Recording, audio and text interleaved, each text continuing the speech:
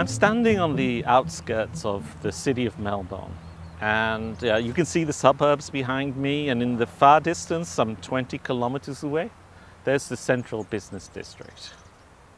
And what we really don't know is what will happen to these green fields behind us, whether they'll remain open or whether they'll be eaten up by housing development in the next few months and the next year.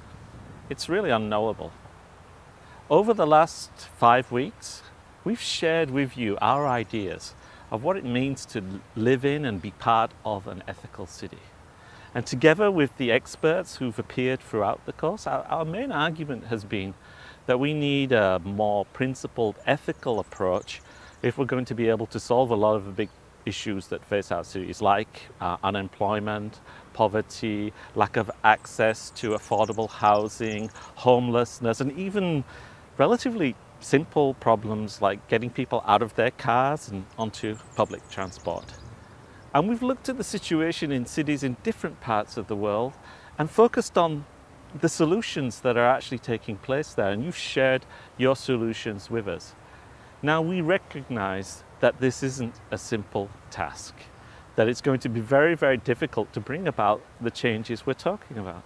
And the reason is because there are lots of people who are actually very happy with the way things are. They really like the status quo, and they're going to resist people who are wanting to change things from a more ethical perspective. But what we've really tried to focus on throughout the last few weeks is really the notion that we need to have a conversation. We need to have a conversation in our cities about the city we need and the direction that we ought to go together in the future.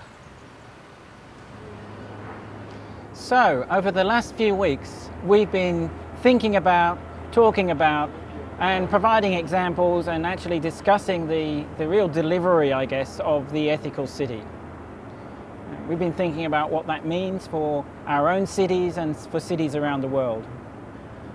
And I guess where we've reached is to a conclusion that the ethical city is really a kind of set of operating principles. It's going to be different for different cities and for different times, and it's going to be a constant and continuous project of transition as we see economies, we see addressing climate change and other sorts of challenges unfolding in cities around the world.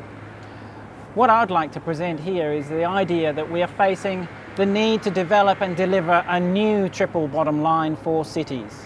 That new triple bottom line must include, first and foremost, inequality, also, of course, sustainability, and finally, of course, accountability in the form of accountability of officials, of citizenry, of business, and of all the city stakeholders in the ethical future for the city.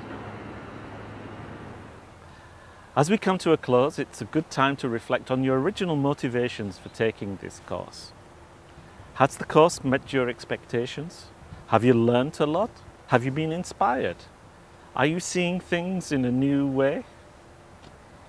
What we've tried to emphasize is the fact that your city is being transformed on a daily basis by a wide range of different forces.